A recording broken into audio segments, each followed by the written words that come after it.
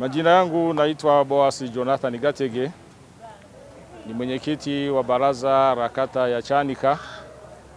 Nimekuwa hapa kuhudhuria semina ya uwezeshwaji kuhusu baraza la usuluhishi la ndoa.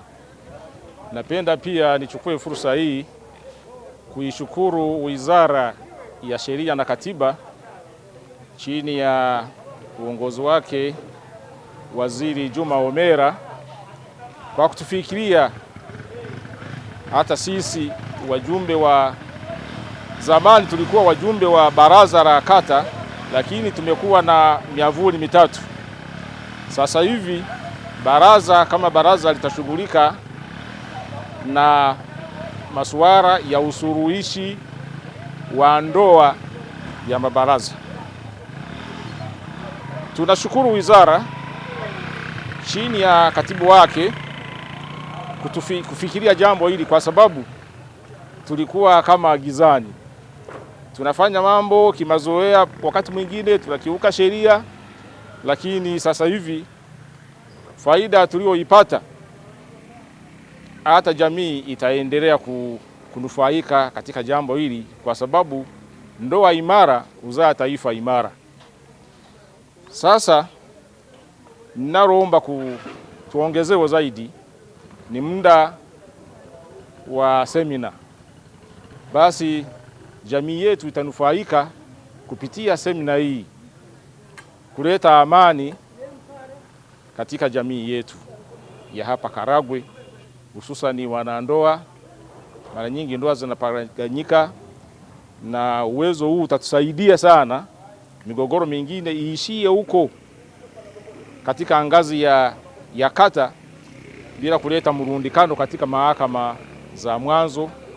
Na wakati mwingine uwezo ndio huo, wengine wanakuwa uwezo wao ni mdogo sana, nauli ya kutoka huko makazi kwao kufika hapa wilayani ni mdogo sana. Kwa hiyo watu wengine wanaishia kuugulia maumivu bila kuwa na chombo cha kuwasaidia.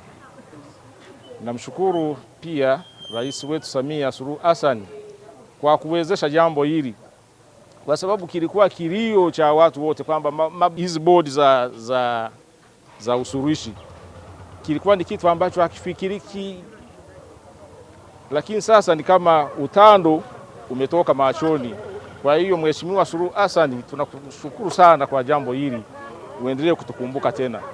Mimi kwa majina naitwa Priscilla Andrea Karaveri, ni mjumbe wa bodi kata Kayanga.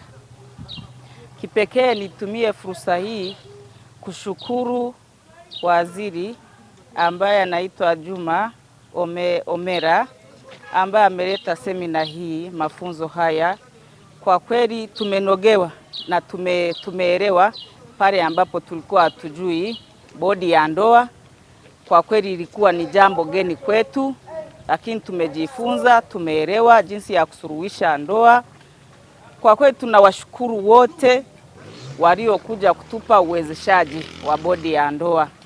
Ndoa imara, na ikiwa ndoa imara inazalisha misingi imara. Nitumie fursa hii kumshukuru pia Mama Samia.